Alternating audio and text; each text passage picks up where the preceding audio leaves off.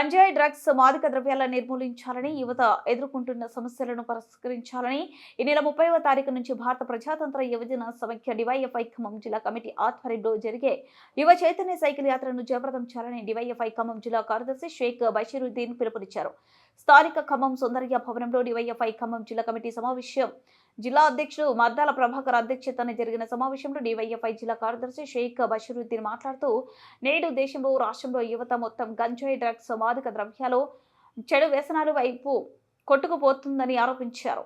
ఈ మాదక ద్రవ్యాల వల్ల యువత ఆరోగ్యాలు మొత్తం దెబ్బతింటున్నాయని, యువత గంజాయి డ్రగ్స్ చెడు వ్యసనానికి బానిస కావద్దనే ఉద్దేశంతో యువతను చైతన్యవంతం చేయడం కోసమే ఈ సైకిల్ యాత్ర నిర్వహిస్తున్నామని, అదేవిధంగా దేశంలో రాష్ట్రంలో జిల్లాలో నిరుద్యోగ సమస్య తీవ్రంగా ఉందని, పని చేసుకోవడానికి ఉపాధి లేక యువత ఇబ్బందులు ఎదుర్కొంటున్నారని ఆరోపించారు. సైకిల్ యాత్రను ప్రారంభించబోతా ఉన్నాం.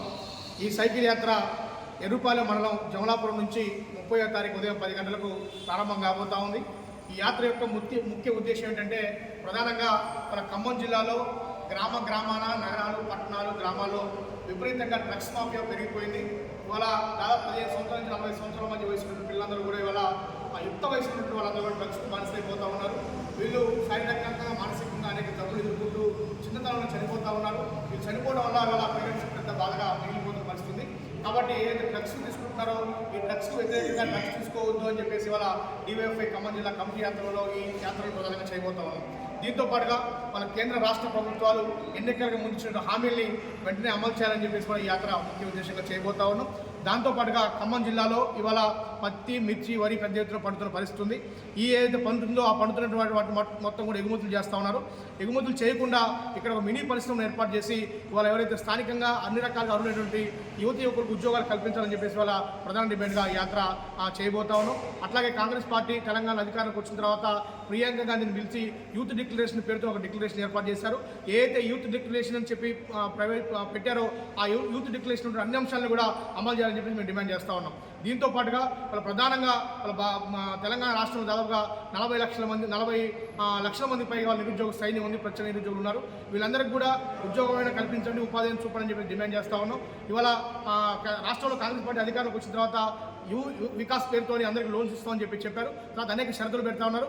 ఇవాళ ఎవరైతే అర్హులైనటువంటి వాళ్ళు ఉన్నారో వాళ్ళందరికీ కూడా ఎట్లాంటి షరతులు లేకుండా వాళ్ళ లోన్స్ ఇవ్వాలని చెప్పేసి వాళ్ళు డివైఎఫ్ఐగా డిమాండ్ చేస్తా ఉన్నారు. అది కూడా ఈ యాత్రలో ప్రధానమైనటువంటి డిమాండ్గా ఉంది.